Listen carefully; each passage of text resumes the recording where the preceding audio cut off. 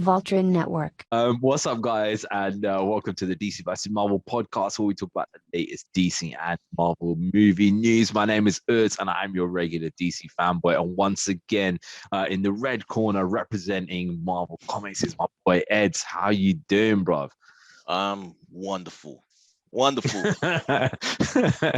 Good. Wonderful. We've got all of these Wonderful. Wow. Marvel projects. It's a good time to be a There's Marvel a lot zombie. of Marvel projects coming up. It's like that's the thing, man. It's like they do something that is kind of slightly ropey, and then everybody gets a little bit depressed, and then two days later, it's like they've released like 10 projects for you guys to think, okay, well, the last one doesn't matter so much. Let's let's concentrate on this stuff. You know what I mean? So exactly. So yeah, man. Guys, this is we've got a lot of Marvel news today for you guys. So it's been a good weekend there for me as well. I finally got this the Batman World from Turkey, because my parents came this weekend. Took that long. Damn. So yeah. So they did that. So basically, like, if you read the profiles of all the people in that in the Batman World thing, it's got like Brian Azzarello doing the writing for the American one, and all these other guys, like, basically who are like, top comic book writers in their field in their different countries, right? So it's got profiles of all of them, and then the profile of the guy who wrote the Turkish story, it's like, he owns a comic book shop, and is like, he's got it reads like he's got no pedigree kind of thing, right? So it's like he's I mean, the story's good, don't get me wrong, the story is actually one of the better ones out of all the Batman World stuff, but it's like it's got like a profile, like if we were writing a profile like of me or you, like it's just like he loves to go to the Comic Con and stuff. It's like just the average person, like who's managed to get into this thing. That's actually a nice thing today, because that's what used to happen back in the day, where fans, like, I think Star Trek fans could submit their scripts, and they could actually, there's a chance that they could actually get that stuff on telly. Like, that's how it should be, because, that's where the passion is. We ain't trying to sell out and squeeze in agendas. We just want to tell a great story about the heroes we love. So yeah, well done DC for actually letting fans. So that's good. So basically, my mom goes to the shop, right, and basically she gets this book, and the guy there who's serving her, he goes, do you want them to sign it? And I was like, what do you mean? Do you want them to sign it? And he goes, yeah, we can get him to sign it, right? And I was like, I don't know, I'm going to England, like, next week or whatever to do it.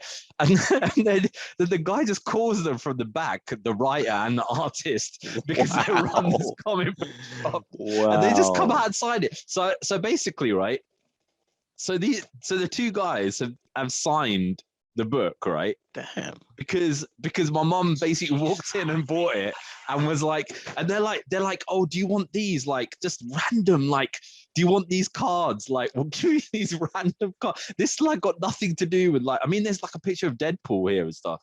Just like, do you want these random cards and this other kind of stuff? They my like bookmarks, like, yeah, safe. Yeah, they're kind of like bookmark. Just like, do you want to, do you want to, and it says on each one, like, what each thing is. So it's like, this says like art from Deadpool Kills the Marvel Universe, and this is the Harley Quinn art from Harleen cover 1 and stuff like that. And it just randomly just gave all these things out, and gave that book sign in there as well. So I've got to rate those guys, man. They're just that's customer service. It's a shame we don't know the name of the comic book store. Give them a shout. Yeah, and as far as I know, that's the only one in the world, right? That's been done. So because I've got another one which my mom actually ordered online, but it didn't arrive until like literally like the day before they left, which is why she went to the shop to go and buy this one. But that one's not signed, because that sent, through the internet stuff. But this one's signed, which is quite crazy. So cool. so that's quite cool to have that arrive, man. But yeah, that's pretty much the extent of the DC stuff that we're gonna get involved in this week. Anyway, because it has been Disney Day, right? And didn't Disney Day, was it Disney Day called something else, D23 or something like that? Well, that's their convention. This is just celebrating. I think it's just the anniversary of Disney Plus or something like that. Yeah. Because I saw this thing, right? It's like £1.99 for like Disney Plus right now, right? Wow. I was like, wow, man, they are literally just trying to hook in every single person known to man into this, streaming service, man. Because £1.99, they almost pretty much everybody's going to sign up to that because it is so affordable. You know what I mean? Working. I think they're doing really good. Like, don't know where the streaming services charts are, but they're pretty high up there. I think it's one of the better services as well. Yeah.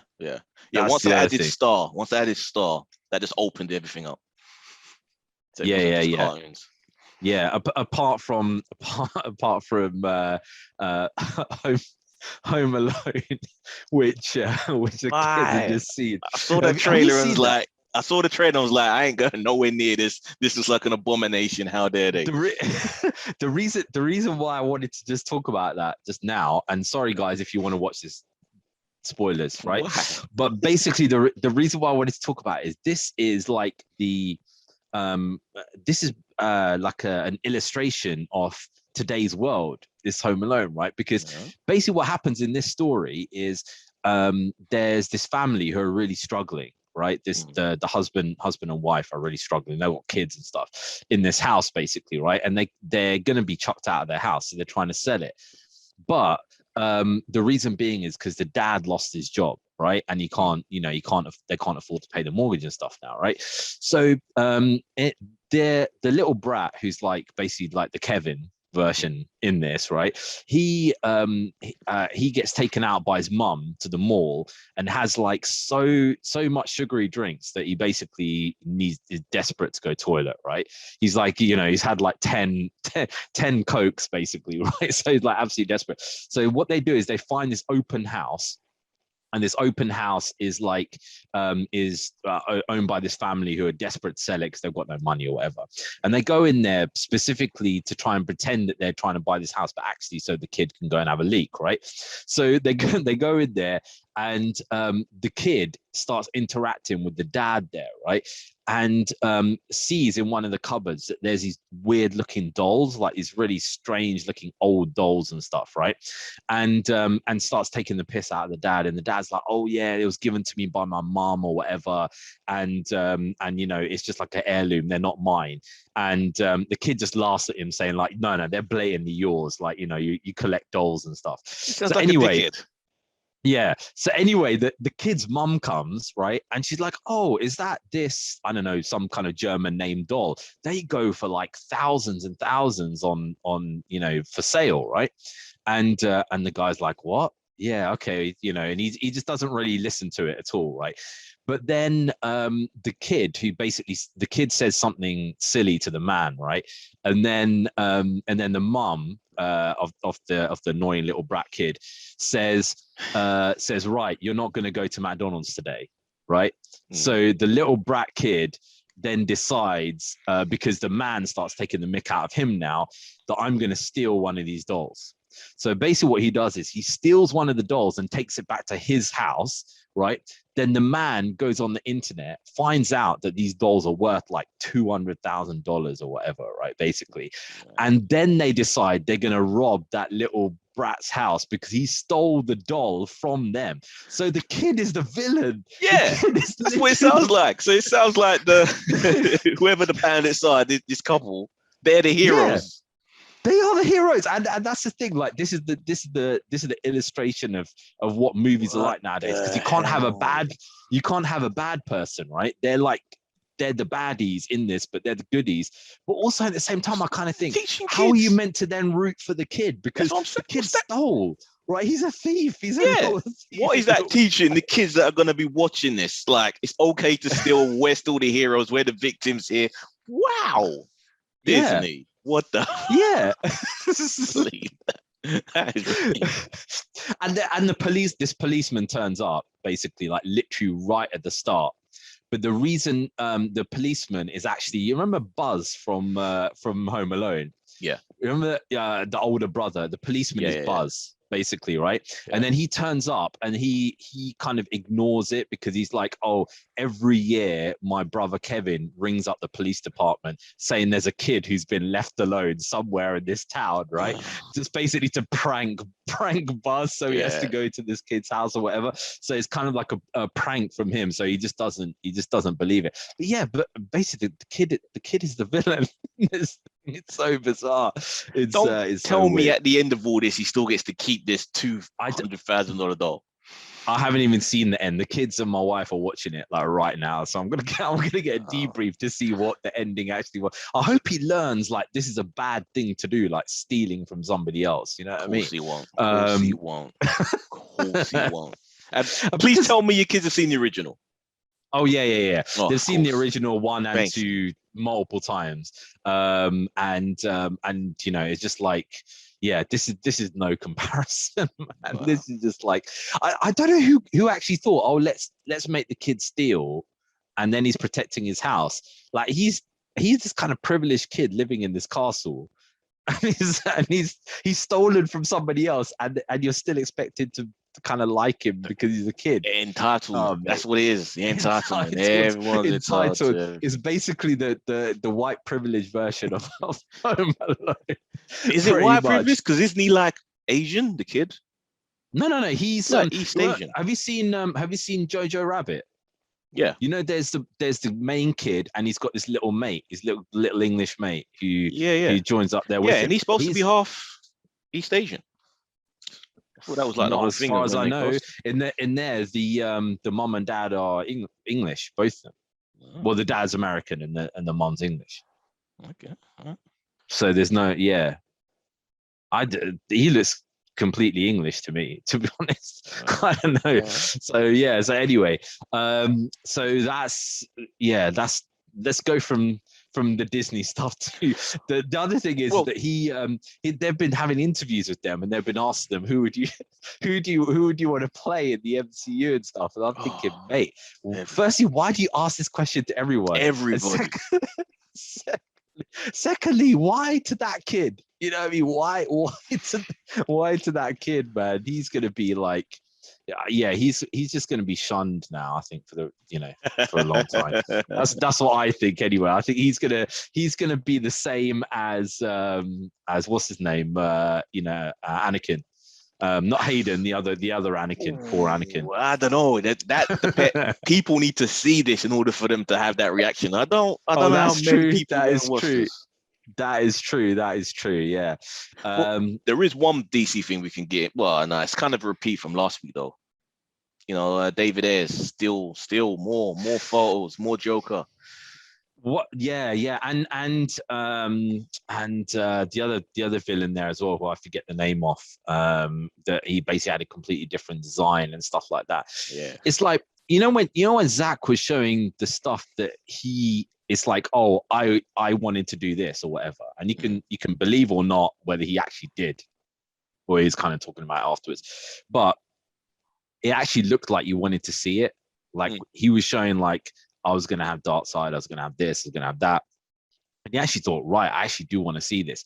As opposed to with this, it makes me look even more and think, I'm so glad that we don't actually get to see your film. Because it's so terrible. Like, honestly, like, you know, who thought it would be a good idea for him to use a marker pen and write like ha ha ha on his eyebrow? I don't know, man. What's wrong with you, David? Seriously, this is horrible. This is like, do you know, if you're a DC fan and you think that's great, then either you're entitled to your opinion, whatever, but either you're like completely deluded and just kind of hate the MCU stuff so much that you're just like, I will love anything apart from MCU. Edgy. Or Edgy. or yeah, or you just kind of just like I don't know, like I have no want for an haircut whatsoever. And to be honest, it's not going to go anywhere because nobody's going to care, nobody's going to want to see it, nobody's going to bother. Like, you know, I just they're just not gonna, nobody's gonna think, especially when Peacemaker and all that comes out, it's just gonna erase everybody's memory of the old Suicide Squad, you know what I mean? So yeah, let's let's not bother with that, to be honest, man. Well, one last thing then before we really get into MCU zone. The Henry Cavill saying that, he still hopes, he's still got his hopes up, he's still holding on to it, like, I'm not done. Man, it's still 2 can happen. I think to be honest, the only possibility of that occurring is going to be how the star power of The Rock. And I kind of feel bad saying that because I'm not really The Rock's like biggest fan or whatever, but I kind of think like his ex-wife is the same agent for him and also Henry Cavill, and also at the same time, like Henry wants to do it, and Dwayne is has got massive star power, so I kind of think that's the only real way they're gonna, for some reason, it'll be a caveat to it. He'll be like, bring Henry back so I can beat him up on screen. That's what it'll be. That'll be the. Well, that's the thing. Like, somebody shared this panel, and actually Dwayne kind of like replied to it, where basically like, Superman is saying to Black Adam, like, he kind of respects like what he's doing and stuff, and then they shake hands at the end because in this kind of thing they basically couldn't defeat each other, right? They're kind of fighting against each other and couldn't, nobody won.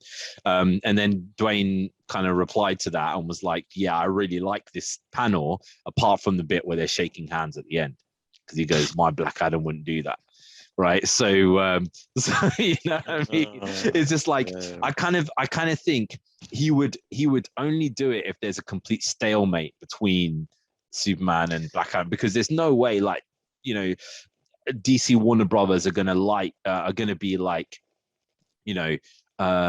have DC Warner Brothers are basically gonna be like, yeah, let's have Superman get defeated by Black Adam, because it just ruins the IP of your character, of your main character. Like, they give a damn about anyway. Did you hear his interview that he did for Red Notice? Where they were talking about how we've got Gal Gadot in this. We got Ryan Reynolds. You know what? I would love if we do a crossover. We can make this happen. I reckon I can make this happen. DC, Marvel. The guy's deluded. Please, Dwayne, please. The thing is this, right? I would understand if he on his own released different projects from different, different kind of,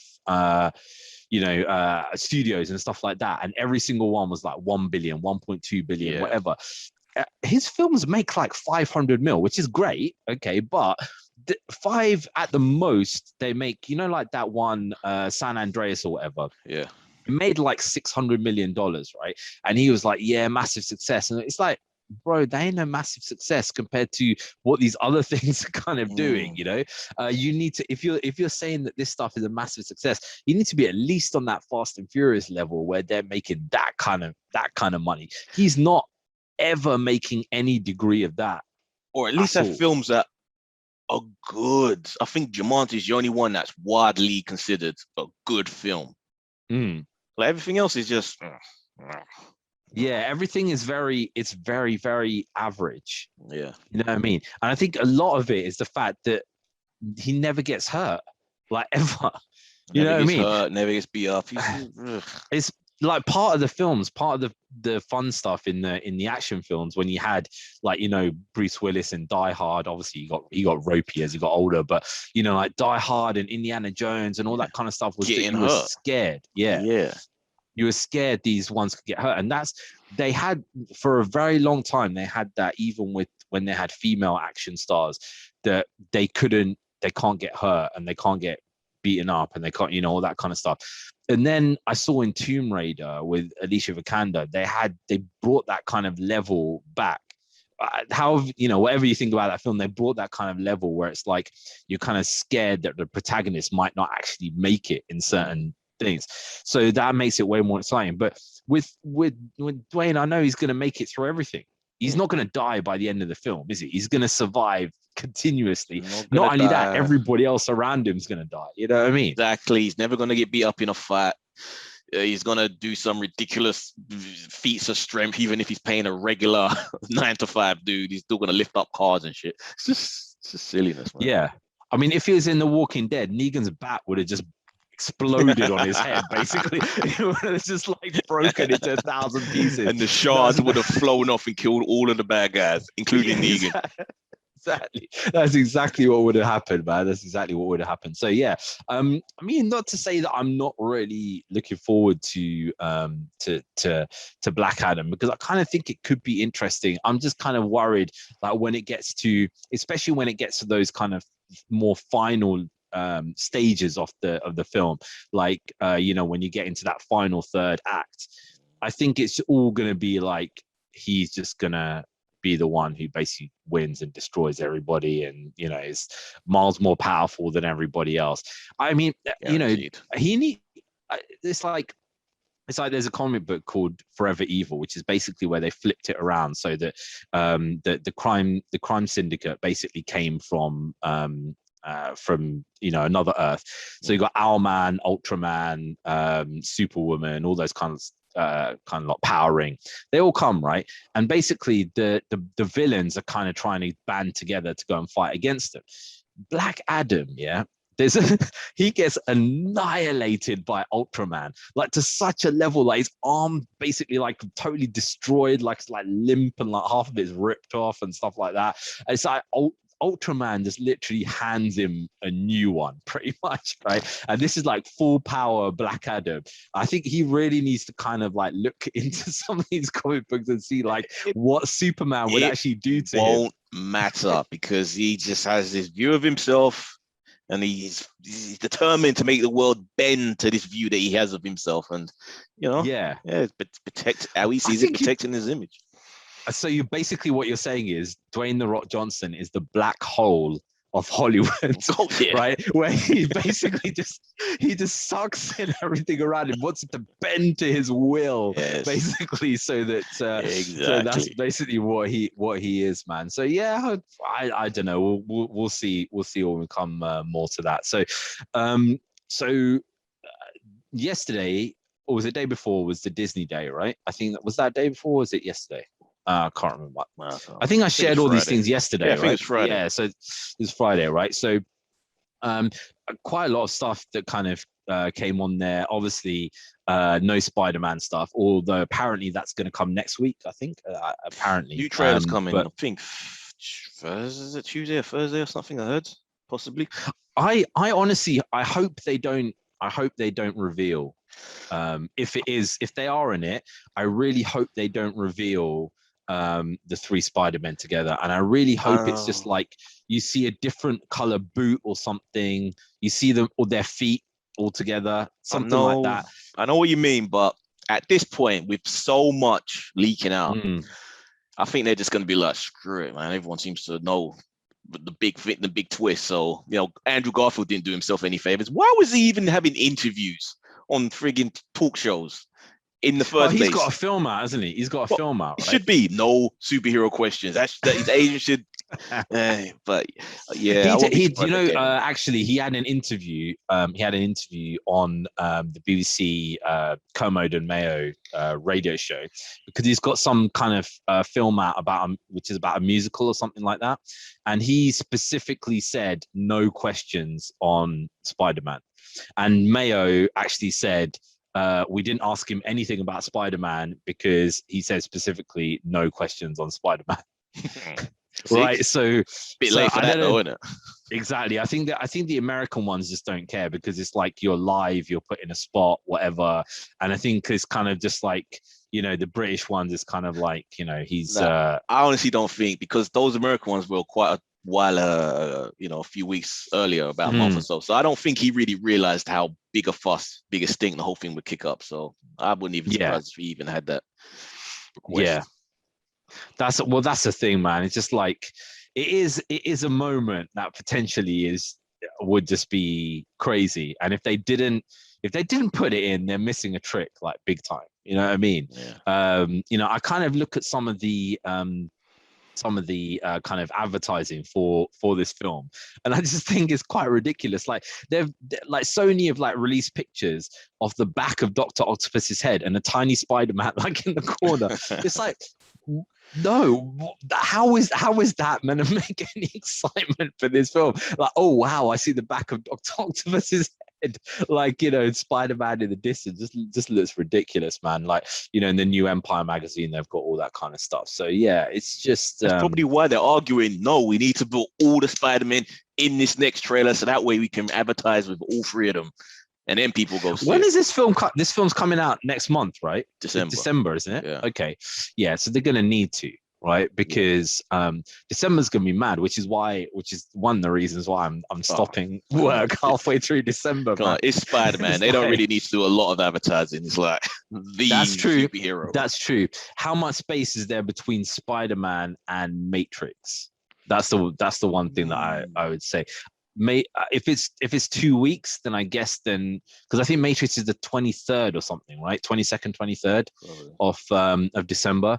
So and then this will obviously come out I would guess a couple of weeks before, probably like the first week of December. Yeah. So that would kind of make it better, I guess. But then you got like Ghostbusters coming out next week there as well. So be packed like every 2 weeks. So yeah, Ghostbusters coming out next Friday, I think. So here anyway. So I don't know. I'm actually looking forward to it. Yeah, it looks all right. It looks all right as well. Bad. That's the thing about it, man. So what did you think of some of the little teasers that we got on the Disney Day? So we got Moon Knight, She-Hulk, and I wrote Captain Marvel in here, didn't I? It's not Captain Marvel. It's Miss Marvel. So yeah, we got these three very teasers pretty much, right? And I think all of those were basically there pretty much just to set the tone of what each thing was like. So I think it's like, Captain Marvel was kind of like Stargirl kind of thing, and in the style of it, whereas Moon Knight is a lot darker, and looks like a psychological kind of thriller kind of thing, the way that it's done. And then She-Hulk is kind of in the middle, where it seems like that's the one with the biggest question marks for me. Like, how is that going to play out? Because they're still talking about the legal drama aspect of it. And then you got the Hulk walking around, Banner. So you're going to have that sort of humor from him. It's like, what is this going to be? How is this going to... I last, couple of weeks ago, for some reason, stumbled on Law and Order Special Victims Unit on Prime, and basically just played it, and then just let another episode play, and then another episode play, and then over the week it's just literally just been like something that's been in the background, like continuously, just like while I'm doing work and stuff like that. And those programs are strangely like, oh god, dude, they're not like... I lost a decade to CSI. I swear. Like, just when that run of CSIs and them CSI Miami and all of that, like, you could just have it on and never really watch it. I could not. You could ask me, name your favorite CSI episode. I couldn't tell you. I have no idea, but I've seen hundreds of them. It's the weirdest thing. Yeah, well, that's the thing. So when I was doing, so obviously there's all of that kind of stuff, and then I was seeing the She-Hulk thing, and I was thinking, they've basically got a female protagonist who's like a lawyer and also a Hulk, basically. And they really could be tapping into something big if they go into that, SVU court drama, Law and Order style of stuff, because I think, that has a certain demographic of people who like religiously watch it, like literally just, and I think they would probably jump to something like this. Having said that, I'll let you talk about it in a second, but having said that, that's the one that I was looking the most forward to, and I was probably the most disappointed out of all the teasers that I saw. Just because I've seen online, like, you know, in all the forums that I'm in and stuff like that, people just going crazy over, oh, she said the line, you know, you don't, you know, Oh, you yeah, know, don't, and oh, she's doing yoga, like, you know, Ed Norton's, you know, Hulk did the yoga, and I'm just kind of looking at it, I'm thinking all of those lines seem to be delivered super cringe to me, like it's kind of just like I didn't see them delivered in a she nice way, like. seems, because she's a damn good actress. You ever seen Orphan Black? Mm, You ever seen them, guys? Go check it out, because she plays like a dozen roles, dozen different versions, because he's like a clone. So all these different versions. She's great. It seems like for this, from that little glimpse we saw, she's choosing to play a very straight-laced, almost like a teacher, in the way that she's delivering the lines, very sort of proper, maybe controlled. I guess that's part of the, you know, controlling her Hulk. So yeah, I need to see more before I can really judge. But yeah, I think all of them, apart from the Miss Marvel one, generally seem to me very unfinished. I think even Moonlight, like right at the start, like Oscar Isaac's accent was just weird, and then he dropped into a way better kind of one, like a, you know, a little bit kind of further on down the line of it. It was like, for the first like maybe minute, it was a bit ropey, and then after that it was like totally fine. That one I think I'll probably watch, because that's my type of thing. oh, you gotta watch Ms. Marvel though. We need your I'll watch that. perspective on that. I will definitely watch that, as obviously that is, well, I'll probably watch all of them, to be honest. Yeah, exactly. We have the a podcast. only People want to know. Yeah, exactly. The only thing is that I've got the feeling that the Hulk one is just going to annoy me a bit, because of the fact that I used to be a really big fan of the Hulk, and I kind of just see the portrayal, the way they've diluted the Hulk, and I think it's going to get even more diluted in this there as well. That it's kind of, however good it is around it, it's probably going to annoy me quite a bit. Like, you know, I'm hoping, because in one of the images we saw, sort of the Banner Hulk hybrid, Shield Hulk hanging out. But I'm hoping something happens. Yeah, what's going on there? Like he's in Shang-Chi, he's like Banner again, and now he's like, you know, Professor Hulk again, and there's, well, we don't know the timeline for this, so hopefully it's before that. Yeah, that's true. I'm hoping something happens in this, maybe in the process of her becoming She-Hulk, that affects his Hulk, that makes him lose control, and that we, at the end of it, we get old Hulk back, and she's kind of needed to help him control his real Hulk. Like, I want the old Hulk back. I want Rage Out Hulk. I don't want this chills taking selfies Hulk, man. Give it enough. yeah. Just and then you know, what's it called? We get Reed Richards and you know, and what's it called? Doctor Strange. Tony Stark's dead, obviously, blasting him off into space because they can't control him anymore.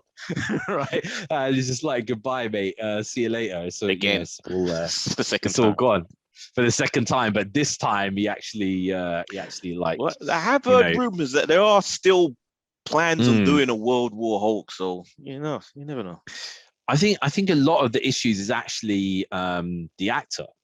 Because from all the kind of things that I've been reading, is like he doesn't like the fact that he can't emote properly on, you know, when he's acting, and because of that, he wants to show more of himself rather than showing the Hulk, because it's all, you know, obviously they're animating and stuff, and it's based on, you know, motion capture and things, but actually he prefers doing that, and that's part of the problem, because if you have somebody who's requesting that, then you know, then that always creates an issue. So I don't know. The worst kind of people. Actors are the worst. Yeah, actors are the worst. Ed's just bitter because he missed out on this opportunity to become the, you know, the king of, what was it, Foundation? Yeah, the king of Foundation. Like, that could have been Ed's, man. That literally could have been Ed's, you know. Yeah. So what kind of jumped out to you out of those three? Moon Knight, I think I'll enjoy the most, because it's the more darker, seems to be the more mature one out of the three. But like I said, very curious about how they're gonna do She-Hulk. But Ms. Marvel could could be pretty cool because I can't. He seems pretty sweet. I see those images where or the little video footage where she's making her own Captain Marvel costume, and all those things could be kind of fun and cool. It kind of depends on what the humor is. I think it is needed for a show like hers. I think they're going to need that to kind of make that watchable for people who are over the age of 15. Yeah, I see Captain Marvel. I see Miss Marvel going one of two ways, right? So it's either going to be, I really hope that because of the fact that they've got people from that kind of ethnic background actually doing it, that it ends up that that those kind of, a lot of the time when you get these kind of programs, right? Apart from Shang-Chi, which is one of the ones that I really like because it didn't show this kind of thing, whereas like your culture's bad and they want to restrict you and they want to get rid of your freedom and they want to do all this kind of stuff, and basically you have to rebel against that culture to basically do it. They embrace that Chinese culture like big time. Yeah, I really hope they showed them as normal people having dinner, just joking around, just like everybody else. Yeah, and I really hope they do that with this kind of thing there as well. That it's like, it's not, it's not going to be like, oh, you're going out and doing all this superhero stuff. We don't want you doing that. Girls shouldn't be doing that. But I just really hope it's not that, because it's really just going to make me think, man, this is a typical Hollywood kind of behavior where they're trying to portray certain ethnic groups in that same kind of way, And it kind of looks like could be wrong, guys, viewers, if I'm off target, and let us know. But it looks like they're switching up her power set a little. Because that was one thing I was worried about. Like, why am I going to be interested in watching just a teenage girl who just does Mr. Fantastic stuff, just stretches and makes herself big in that? Like, that had no interest visually. We've seen it a bunch of times. It doesn't really look cool on screen. Yeah, and visually it's difficult to make it to make it look decent and make people want to kind of do that. I mean, like this weekend my kids watched Shang-Chi for the first time, right? And basically, like, my son he's absolutely fascinated. He's like, why are they so fast? How can they punch so fast? He's like going around the house going like this. He's like, how do they do it? Like, it's like 6-year-old getting excited, right? But when you show powers on screen that are so like impossible to kind of do, like even when Iron Man, he flies around and stuff, but you can pretend you got the repulsors on your hand and all that kind of stuff when you're a kid. But if you've got some powers that are just so impossible to kind of to kind of relate to, I think it's going to be quite difficult. No one play acts that they're Reed Richards. No one when the groups of kids get together, no one wants to be that character, because it's like, what do you do? Oh yeah. That is the last kid that gets picked. Just hangs the loose jumper and just kind of whips it around and acts like that's their hand. Like, that's what it. That sounds quite cool, man. Yeah, just get a rope with a claw on the end of it, and just like walk the other kids around and say you're Reed Richards. I say this, but now I'm flashbacking to the 90s. Those sticky hands that had the handle, and you could just fling them. Yeah. Oh yeah. Those were fun to play. That would be quite jokes. But I think all the portrayals of Reed Richards have just been like, nobody wants to be that guy. You know what I mean? Nobody wants to be that guy ever. So it does look like they're switching powers up a little bit, which I'm good. I like that. Make it more. Yeah, so and I think obviously they're trying really hard to to get that kind of like with Stargirl, like this show is like super popular, even though I've never really got into it. It's like super popular, and I think kind of trying to get into that demographic is quite a good move for Disney to try and get into. So Doctor Strange, man, apparently has been getting significant reshoots. So they're basically going to be doing 6-day weeks for the next 6 weeks of reshoots, which is a lot of reshoots, right? It is a lot. It's kind of like, what did they look at? What I know, reshoots aren't nothing new. They pretty much do it with almost every film, but 6 weeks is a lot. So what, they either looked at what they had and didn't like it, or maybe with this ever expanding universe with all these other shows and films, maybe they thought of something else that they kind of contradicts and they kind of need to adjust story aspects to fit it all, make it all. Have connect. you read the leak? No, I don't want to. I never read. Okay, leaks. right. So yeah, so after I saw this news, I read the leak off basically from it's from this same dude who's always leaking all these scripts and all this kind of stuff, right? Pretty much the storyline. I'm not going to spoil it just in case they can't keep things. Pretty much the storyline is 90% Wanda. Yeah. Right. So literally, Wanda's the main villain. All the stuff follows Wanda. All the stuff follows what she's getting up to, how she's been taken over by this certain magic and all that kind of stuff. And Doctor Strange is barely in it. And I think that's the problem. I think somebody's like watched this film and been like, where the hell's Doctor Strange? You can't have a film on Doctor Strange with Doctor Strange hardly in it. And now they're having to reshoot all the stuff to make it like Doctor Strange is the main kind of guy. I think kind of Ant-Man and the Wasp skirted on that. It was almost becoming into like, this is a Wasp film with Ant-Man kind of there. And they were just on the right side of it being an Ant-Man film. But I think if they went a little bit further, it would have almost been a Wasp film. And I think that's probably what's ended up happening in here. That they've gone a bit too far.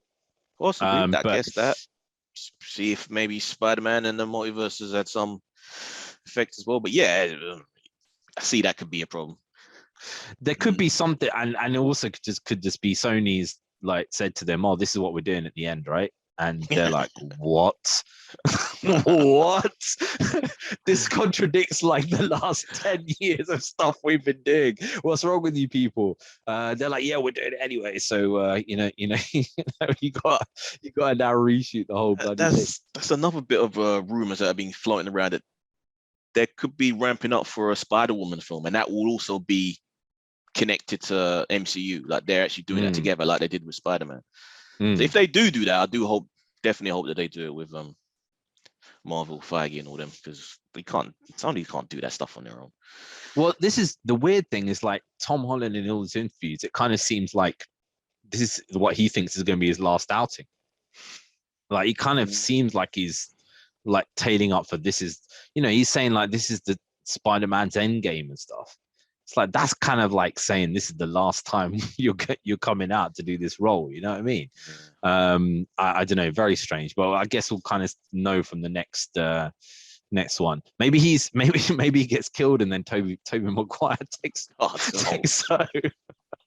At age 40, Tobey Maguire must be like, he was a lot older than me when he was in the film. He was like 30 odd, so he must be about 50 something now. Like, he must be about 50, right? He probably still looks like young, but he's if he takes over, that would be quite comical. We know that if this is Holland's last one, Sony ain't gonna wait around. It'll be like 2 years, and then they'll just start again. They'll probably feel like they can do it without Marvel now. The people feel like, yeah, we figured it out. We learned what we needed to learn. We can do this one on our own.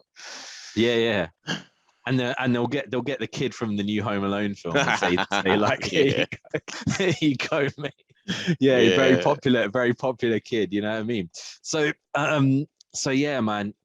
Should we get into the big review, which we didn't actually really do last week because I didn't watch it, but Ed's had watched, which is Eternals, right? Had you seen it last week?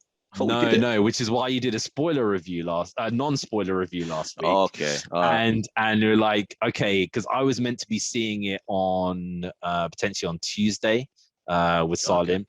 And you're like, you're gonna see it twice? Like, you know what I mean? And I was like, okay, I better go and watch this film, see what it's like. So yeah. You get what I'm saying? How I left not knowing whether I liked it or not. And my major tagline was, it's not bad, it's just dull.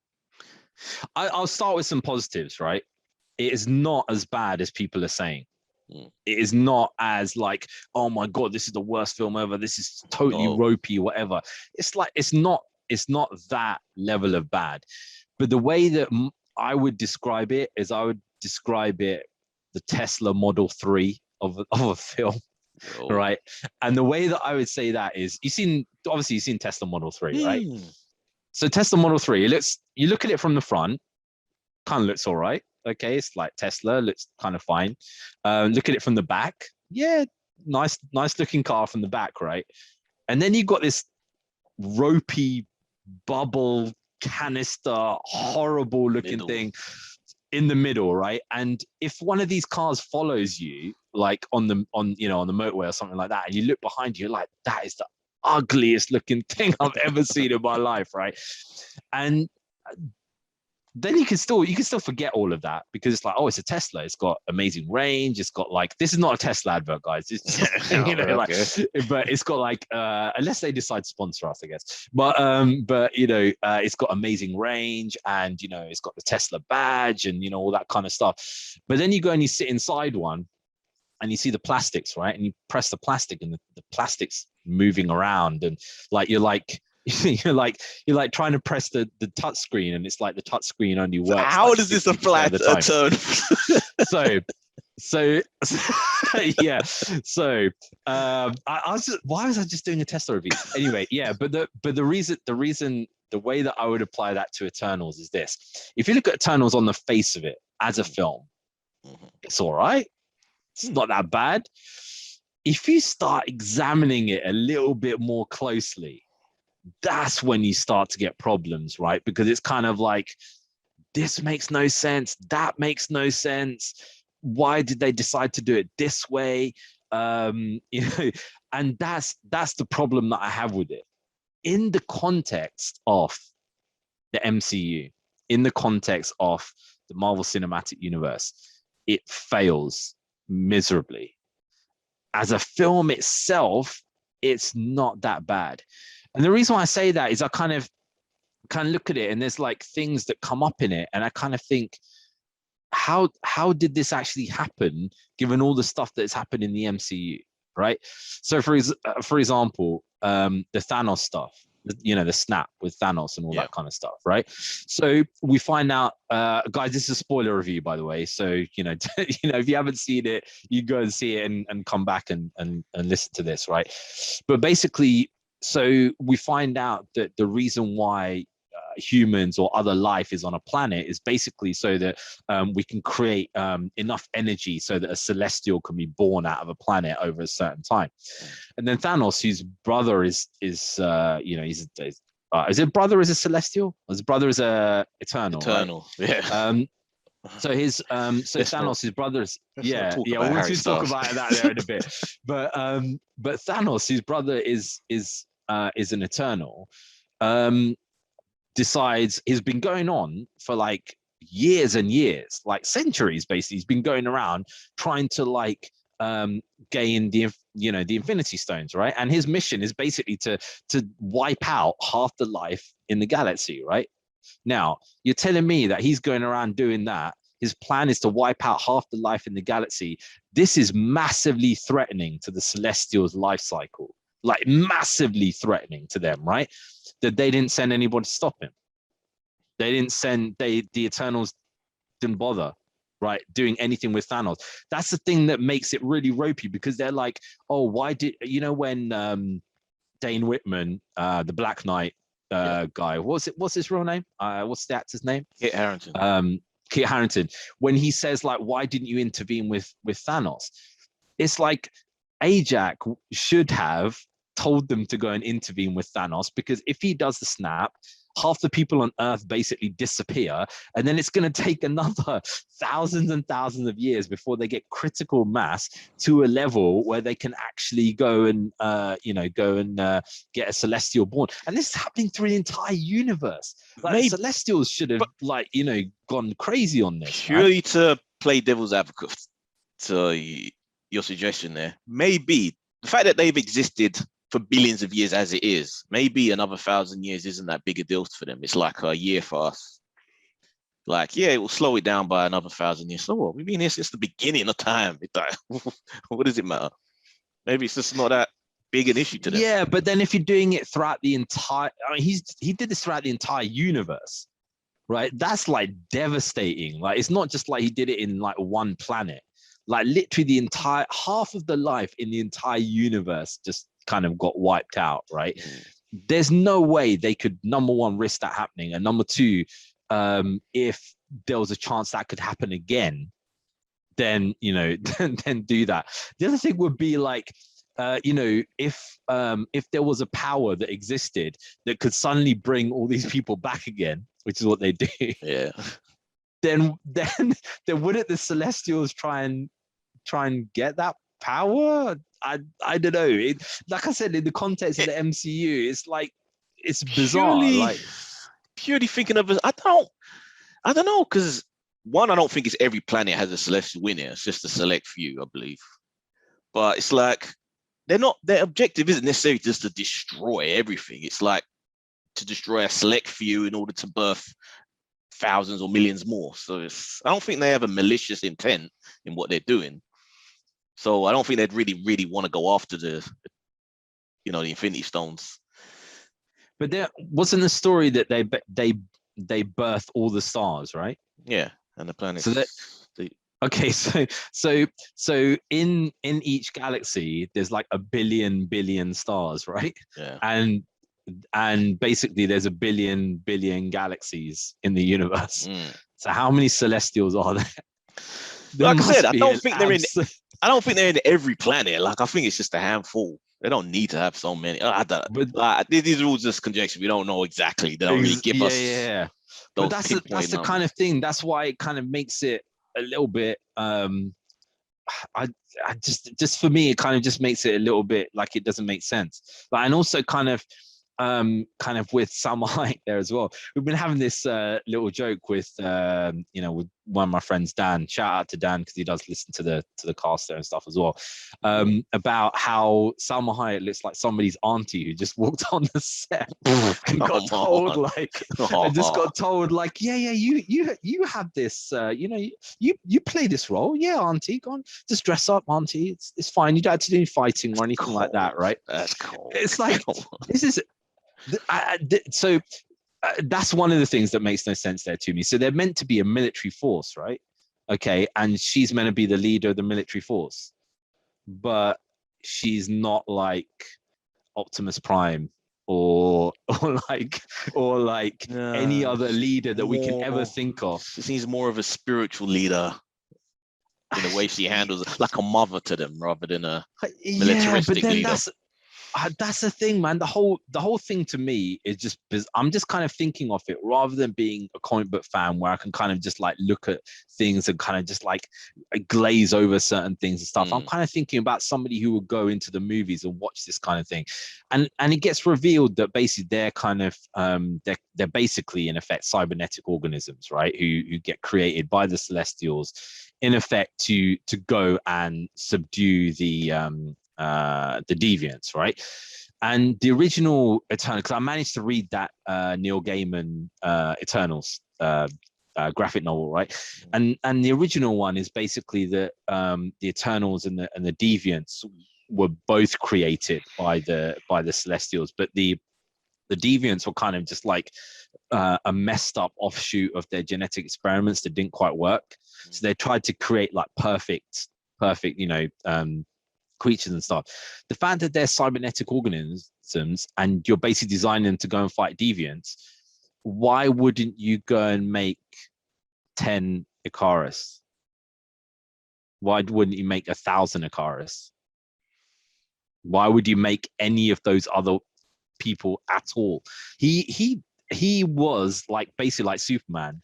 I did I think I had the thing with Mo, like what was the point in creating like the little girl one? What was the point in that? And then and if you're making these perfect, not to insult any special needs people, but if you are trying to make this sort of perfect organism, then why would you make one of them deaf?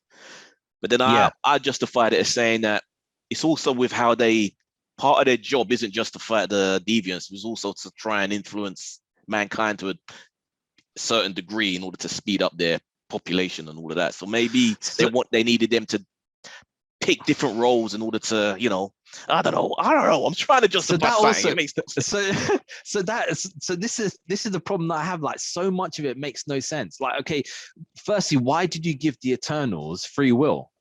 Why do they have any free will? They should be programmed robots like the T-1000. They got one job to do. You do that one job. You cannot deviate from that job. They've all got free will. At one point, they walk away. It's like one dude walks away from humanity. One person goes and flies off somewhere. And it's like they literally all walk away because they say all the deviants are kind of dead. And it's like, how do they have the ability to walk away? They should basically, like the Borg, go into this flipping, chamber and just be deactivated and sit there until the time when they're actually needed. I feel like this film would have been a better movie if it wasn't connected to the MCU. If it was just its own sci-fi thing of these beings who come to Earth and do what they do, I think it would have just been a lot stronger then. But because it is connected to the MCU, it doesn't really.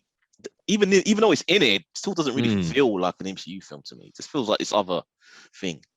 Yeah, I think you're 100% right about that, because to me, it would have worked as a sci-fi film if somebody like a script doctor actually came to Chloe Zhao, who wrote the screenplay in conjunction with somebody else, and said, look, this whole thing about the Celestials creating the Eternals and then the Deviants kind of just an unnatural thing just turning up makes no bloody sense. It makes way better sense that the Celestials created everybody in genetic experiments, but then they got some of them wrong, and that's what the Deviants were, and the Eternals are basically there to clear up the mess. Because the whole thing of like, oh, we can't go and interfere. There's one dude, right? He literally, basically, his job is to create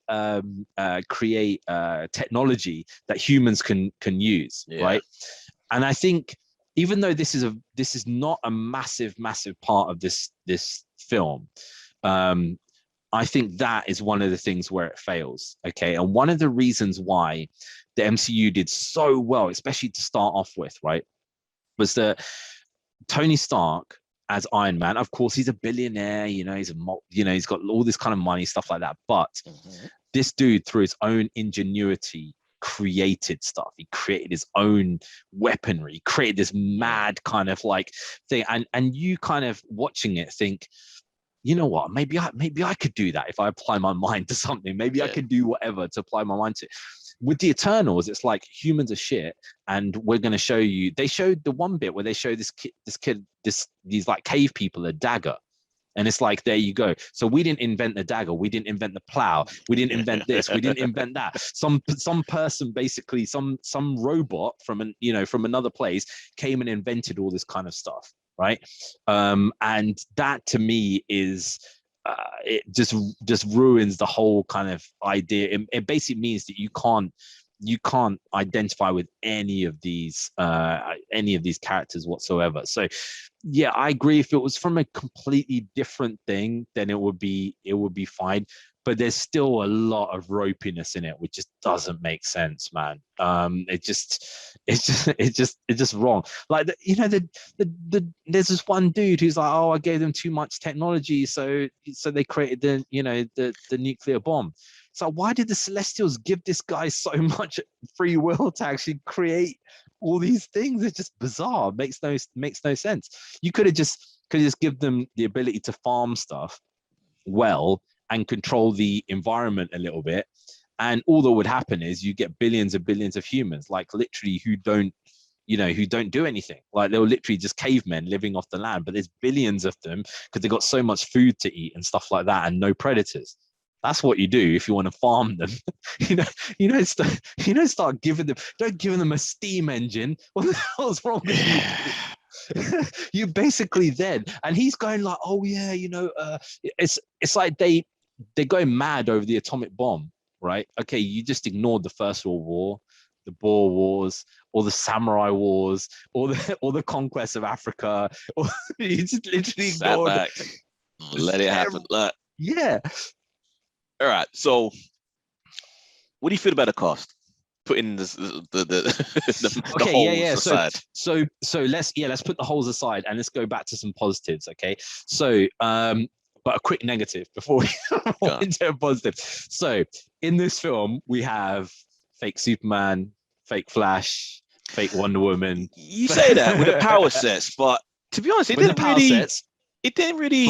Like, no, I definitely see personality-wise. yeah, I definitely see the influence where Zoe Shaw said she was inspired by Snyder's Man of Steel, and you can see the way that they did their Chris's powers. You can see that. Oh yeah, that definitely looks like something they did in Man of Steel and all of that. But like with the chick Flash, I think they did it way better than the Flash. Oh yeah. Better. That was done really, really well. That was one of the things that I really actually liked, is the way that they showed the Flash stuff being done. It didn't look like artificial at all. It looked like she was running around and kind of doing stuff. So I like that. So out of all of those kind of and the fake Green Lantern, which is the the guy who makes all these constructs and stuff, right? And the fake Charles Xavier.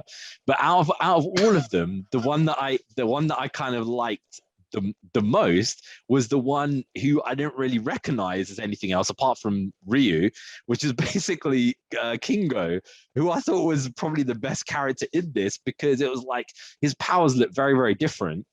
Despite the fact he chipped before the final act. I don't know what was going on there, but he was the best character. Kumail. He was the best character. Him and his Karen, his little assistant guy. Those two kind of gave and helped me get through the rest of the movie, because their little bits of humor they added in was they're fun. All of that stuff I thought was great. I mean, the whole idea of the fact that he's been pretending to be 3 generations of his family. My great grandfather, my father. Yeah, that was great. I thought it was just brilliant, and the fact that Karun is just there, like he's just recording everything because he wants like footage and all this kind of stuff. I thought was, I thought was jokes, man. They were the most entertaining parts of the film. Big issue. I think another thing that this film that hurt this film is that too many characters. You should have just focused on like 3 or 4. Shouldn't have dealt with the whole Angelina Jolie and her keeper. That kind of was pointless, and the druid stuff. Luke Cage, they just shouldn't have bothered. There's too much, because at least with an Avengers film, these other characters from other films, so you can just get into it and you enjoy seeing all these other people doing their own thing. But with this, because you don't know them, it's like it just kind of made it all feel bloated. And the way you can tell that the most is like we're meant to have this emotional scene towards the start where Ajax dies, basically, right? And they find Ajax dead and everybody's there and they're crying and stuff. And I'm like, we only met this character like 10 minutes ago. Like, we meant to be feeling anything for this character, like dying, like, it was just, I think all of that stuff that kind of didn't make a great deal of sense could have been sorted by just keeping it in the past, rather than bringing it into the future. Yes. We're more for that same as well. That stuff in Babylon and all of that would have been way more interesting. Showing them in their initial mission of taking out the deviants. Yeah, way more interesting. There was so I think I told you about this ages ago. I wrote this short story when I was at uni called the zombie history of the world, basically, right? Which is like where I took these like historical events and kind of changed it. So the reason why they ended up in this certain way was because zombies were around there, and like so it's there's these stories of like these Russian people disappearing on the Don't give away too much, because this is actually a good story. You could actually be a thing. so that kind of thing I kind of think would have been interesting if they did that with this, where it's like, okay, the reasons why why the Spartans kind of held off the Persians at Thermopylae, right? And the reason why they kind of stopped them from coming through the the Black Gate and stuff is basically because the Eternals were helping at some point, because there was some, or the reason why the reason why they had to kill Julius Caesar was because he was a deviant. Or friggin' Genghis Khan was a deviant. That's why they washed right across, and then the Eternals came and stopped them from getting into Europe. That would have made sense, man. That would have been so much better. You know what I mean? And it could have been like, they could have played on it a little bit as well. Like, basically, they could have had like they could have done the Genghis Khan stuff, and then they could have been like, oh, there's another army and it's going across and it's wrecking like absolutely everybody, and they go and investigate it to find if it's a deviant, but actually it's the 10 rings, right? Because the 10 rings are going around and like wrecking shit. And they're like, we can't interfere in that, right? We got to leave that alone, and then that'll kind of link it a little bit better, I think. But yeah, they tried to do something way too ambitious, and some of the things I kind of think are a little bit, I don't know. I kind of look at it and I think somebody should just, put their hand on somebody's shoulder and say, look, maybe this is not going to go down so great, in these countries or whatever. And you can't, if you're trying to change somebody's mind about something, then you can't just constantly berate them about something until they actually do it, right? And this is kind of what has happened with the Eternals, that, obviously, like, it's been banned in certain, like, Arab countries or whatever. And, they're kind of like, oh, it's disgraceful, like it's been banned or whatever. But I can kind of see, like, they've got this kind of idea that they don't basically like homosexuality in those countries. And, you can agree and disagree with that, however you want. But basically then showing the fact that the gay character in this is married to an Arab guy who speaks to him in Arabic there at the same time, and then expecting these Arab countries to be like, yeah, let's take this on in our country. Like, they ain't gonna do that, man. Come on. Might be heavy-handed. It's it's a bit like slapping them over the head with a brick and saying, there you go, mate, kind of thing. So I don't know, like, it seems to be defying expectations, though, to be honest. I think it's like second week #1 in the US, so it seems to be trucking. So I went and took my dad last night to Dune, finally, in the cinema. Did he? Oh yeah, he already saw it, though, didn't he? He loved it way more in the cinema. He loved it way more. He thought it was amazing. But there was queues going out of the cinema of kids who are like 11, 12 years old for Eternals. There was like 4 or 5 showings of Eternals, and they were literally queuing out of the cinema for that. I was like, because we turned up and there was a massive queue. Like, my dad wanted some snacks and stuff, and I was like, oh crap, we're gonna miss like part of this film and stuff. We both seen it, but it was different experience there for him.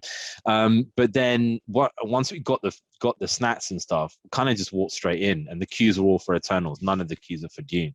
At this point, it's the Marvel name that's keeping people coming in. Like, it's become bigger than whatever the movies are. So it's crazy. Yeah. Well, it's going up against the Boss Baby, right? So it's not. There's that as well. The Boss Baby is not exactly gonna be getting people to come in like crazy, man. So there's a lot of other stuff that they showed from Disney Day there as well. Some of which I've been looking at and being like, damn, I cannot wait for this to come out. So there's Spider-Man Freshman Year, which is an animated. I Am Groot, which looks to show the small Groot rather than the big Groot. Probably be like computer animated, judging by the logo. Yeah, and it has a picture of the little Groot on it. So I'd assume it's like that kind of animated style there, which would be interesting. I'm guessing it'll fill in those middle years and when he was little Groot up until his little teen Groot. So whatever little adventure they had. The adolescent Groot. Yeah. The adolescent Groot, man. So have you played that game yet? Dude, you need to play that game. Yeah, I've been playing it. It is, Square Enix did good with that one. Yeah, that's so X-Men 97, which is apparently a straight continuation of X-Men 94 with the same voice actors and writers who made X-Men 94. That is what I'm most excited about. Yeah. yeah. Definitely. Hopefully, though, do you think some of those X-Men 94 episodes, when you watch them back, some of them are slightly... They don't hold up. It doesn't. For something that I loved dearly at the time, going back, which I have done, especially since Disney Plus is back, you realize that, this isn't as... doesn't hold up as well as I remember it. So now, I reckon it could be a lot tighter going forward, Mm, if picking up from wherever it ended, which I need to catch up yeah, to. So and I that could think be the best one. that could definitely be the best one, especially if it's got the same. As long as it's got the music, man. Because when that Oh, music hits, yeah, has to. Don't give me no bullshit remix with like a little baby yeah. or someone rapping over it. No, just give me the original music, man. Come on. It's like when when Thundercats, the new Thundercats came, Yeah. and it was completely different music apart from the bit where they go Thundercats at the end. It's like you got rid of all of the music apart from that one bit at the end. Yeah. What's wrong with you guys? You didn't even remix it or anything. They kind of changed it. You know what's even worse? Have you ever seen Cities of Gold? Oh, of The course. cartoon back in the Of day. course. Have you ever seen the new Cities of Gold? There's another one. No. There's a new Cities of Gold which came out. It came out, 2013, 2014, and it's the Oh. same people who made the first one, but it's like they've made the song like it's like just like so cheesy. You got if you get time, go onto YouTube and just put new, or I'll send it to you, No. new new Oh, intro because for Cities of Gold. that original song is iconic. I remember coming home and getting excited, and even being depressed if I missed that part, that theme tune. That's what more than Yeah. the actual episode. I just wanted to hear that. Ah, cities of gold. I just love that. Exactly. So they better keep that X-Men one, man. It's a classic. Oh, Searching I'm gonna for have to your ruin your ways, childhood now by sending you your the lesson new every ones. day. Yeah. I'm gonna definitely send you the new one now to absolutely ruin your evening, man. But and then we've got Agatha, what is it called? House of Harkness, right? And Marvel Zombies, which is Marvel Zombies we kind of wanted to see a little bit more of, right? The whole kind of lore and world around it and stuff like that. That could be fun. And yeah, and Agatha House of Harkness. You looking Yeah, forward to Agatha House of Harkness? I don't know what it is. Like there is something they could tell because I like the actress. She's fun, so the character could be cool. In the years from when it was like the witch trials up until modern age, it could be that period, Mm-hmm, mm-hmm.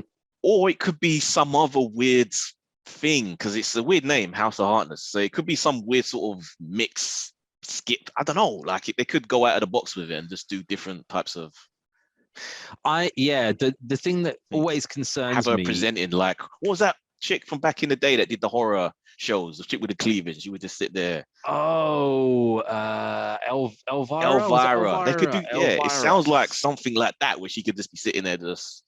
Yeah, the thing that always worries me in these things, and luckily Marvel's not so prone to this as like some of the other kind of studios are, is that an executive looks at one thing and thinks, oh, that's the thing that everybody loved, and in effect, the only way they know if somebody loved it is where they're talking about it on Twitter, Yeah. and then that's becomes the premise for everything else.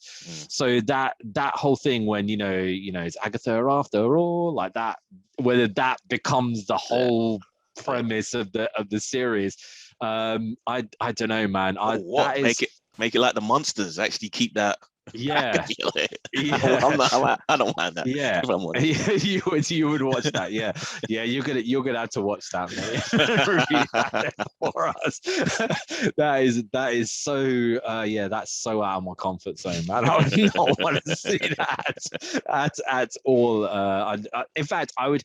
I am Groot. I can tell is going to be, for the kids. The So kids that's going to be something that that they're going to watch. The Spider-Man freshman year, apparently, is basically going back to we're gonna basically see Uncle Ben dying again, right? Because it's like poor Uncle Ben, man. They're basically is basically like his his first year doing as Spider-Man, and they haven't actually announced like who's voicing it, but they were saying like Chris Pratt was gonna voice. There was rumors about this, right? There was rumors about this on the thing. I listened to a podcast yesterday called Behind the Bastards. Have you ever heard of this podcast? Basically what they do is they find like somebody from history and they talk about all the historical kind of stuff behind them and stuff like that. So they'd like say like that that some guy who became a guard in the SS or something, or that guy who had a cult, Jim Jones and stuff like that, and they go like into all the background stuff. But on this one, they were talking about fitness influencers, and then for some reason the presenter and his guest just go on a rant about Chris Pratt, like saying like he's the worst human ever, like he's such a horrible guy, he's such a disgusting human. I was like, wow, seriously, guys, like, it's crazy, isn't it? Yeah, it is cool to hate on Chris Pratt, like just for no real. He hasn't actually done anything outwardly seriously bad. It's just things that people have interpreted to be one way or the other. That it's just such a weird thing. Yeah, basically because he's part of like a church or something that doesn't let see certain people in or whatever. But then you don't have to be part of that church, right? I guess you don't have to. I don't know. They should be hating on bloody Rock. Not the Rock. No, I was going to say Jeremy Renner. I was going to say take your anger from Chris Pratt and put it on Jeremy Renner instead, man. Enjoy my crew. I'm going to actually put a poll up. Actually, I want to put a poll up on the Facebook page.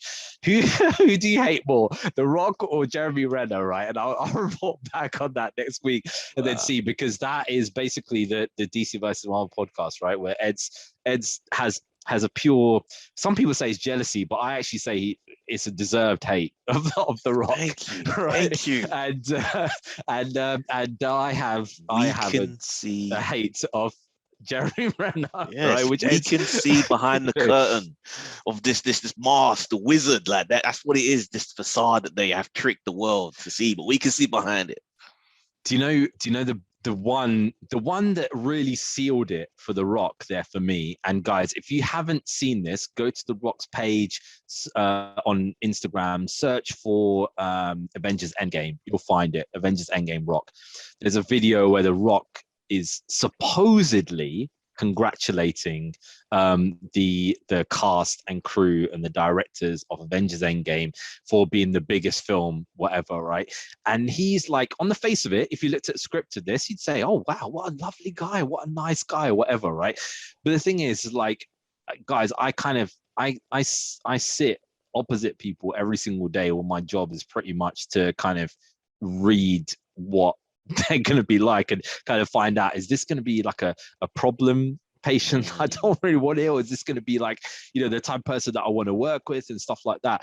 And when The Rock was like, yeah, guys, congratulations on the win, good, it's great that you've won, well done, this time you've won, well done, congratulations. And then when he said that this time, I was like, yeah, mate, I know exactly what you're saying. You're basically saying, we did it this time, but I'm going to get you next time. That's basically what he's saying. You've won this battle, but the war's not over yet. Yeah. And this is the thing. He's not being nice. He's like being like, I'm going to beat you, basically, right? And that is not somebody being nice to say congratulations on winning. And that is the thing that you need to see about The Rock. He doesn't celebrate other people winning apart from himself, right? He wants himself to win, to build up his ego more and more. It'll be interesting to know like what people think, whether Vince McMahon or The Rock have a bigger ego, right? Out the two of them who kind of do stuff to kind of pump themselves up more. But yeah, enough about that. Let's go into our last kind of, because I could go on. Like Captain America, I could do this all day. I know. It's crazy. I could cuss them all day. But anyway, the last part of the show is where me and Ed's kind of stop our rivalry for a second on the DC versus Marvel, and then go into some mutual subjects there. So there's a couple of things there that got released recently. We saw some kind of promotional images for Obi-Wan, like the kind of the concept art for Obi-Wan. And also some kind of still from the new Predator film, which is coming out next year as well. So should we first go into the Star Wars, into the Obi-Wan stuff? I am very surprised how much of it seems to take place back in the main Star Wars stuff. Like I wasn't expecting to see Obi-Wan fighting Darth Vader, and you see in all of the it feels like it just picks up after the like what's the period? It's like in between the prequels and the original trilogy. So it kind of feels like it just picks up right after Clone Wars. So that's the weird thing. Like he basically went and dropped off Luke with Baru and Owen, right? Owen Lars and Baru, and then basically dropped him off on Tatooine there. And then what happened?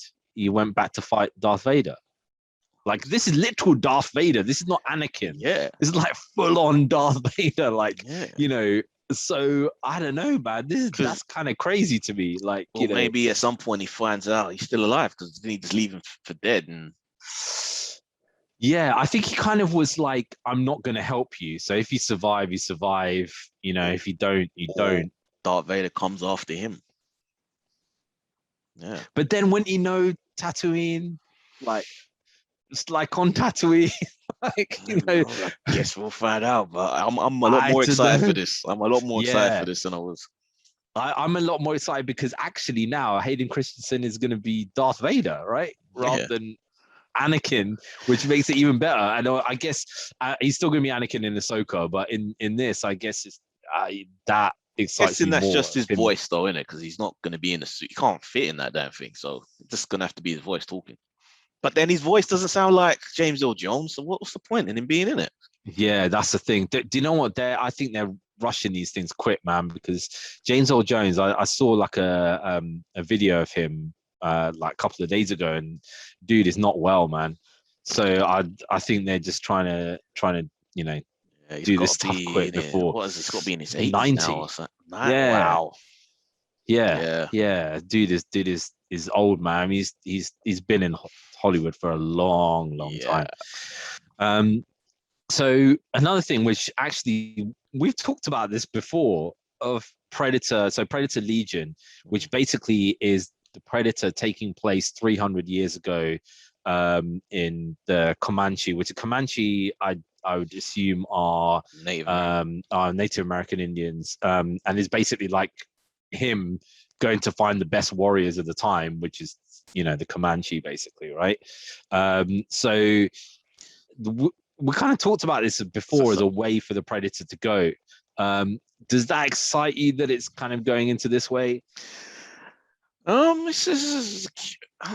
don't know. Like if their synopsis for this or their selling pitch was going to be a apocalypto and predators combined, then I'd be like, yes, give me that in my veins.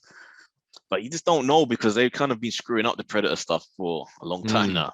A long time.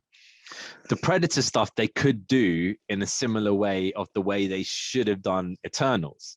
So it's like, we have this history of basically like, the Mayans, their sanitation was messed up. They couldn't actually like grow any crops anymore, and they just started sacrificing everybody to try and get their gods to get water and stuff like that.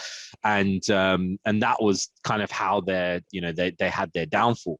They could change it a little bit and actually be like, Predator came and he started like killing people and stuff. Whapping them. And I think if they started, I think if this is successful, we're going to be seeing a lot more. We're going to be seeing we'll see a Zulu one at some point. We'll see you're right. They should do it for every fallen civilization that we don't know why it fell. So yeah, you just whichever one, Babylon, like have it. The Predators came and then whacked them up. And their reason is because they do not want a civilization to occur where they can eventually be beaten. Right, because they're always chasing after prey, right? So it's always just like, they go in there and they know that it's kind of like a proving ground for the young predators, pretty much, right? But they know really they're not really gonna be kind of beaten. But all these kind of things that kind of don't make sense. They could have one as well, like they put a bomb in Hiroshima, right? Hiroshima was the first one, right? They could have like Nagasaki like exploding, but actually that was the Predator. The Americans like, what the hell? Did we drop a bomb there? Like, whatever. We got to make up a history that we dropped a bomb in Nagasaki as well. But actually, they sent a team in to fight the Predator, and the Predator just got beaten and then blew the whole place up. Pompeii could have been resolved predators. Like someone used that nuclear thing that they have and then threw it in the volcano in it. We like have to destroy everything. Have to wipe the whole place out. That'd be amazing. That would be absolutely amazing, man. Or like didn't they have that thing like it was in AVP or something where like predators were just fighting these aliens, just like they could have aliens coming out of the bloody volcano. It's like, like the predator just decides I've just got to wipe this place out because the aliens are going to run over this planet, man. There's just so many crazy ways to go, man, if you had infinite budget and just crazy fanboys just talking about every producers watching. Give us a budget, we will write your scripts. Give us a budget and we'll give you. My ideal job, right, would basically be like an ideas house. Like just kind of like coming up with it, or just literally being like, people coming with a script and then you read it and then it's kind of like, dude, this makes no sense. You got to change this around to this or change this around to that. Doctor, that'd be a great job. That would be a wicked job, man. But yeah, that's a pipe dream, isn't it? One day. That's the thing, man. That is the thing. So guys, that brings us to. Did we miss anything? No, we didn't miss anything, did we?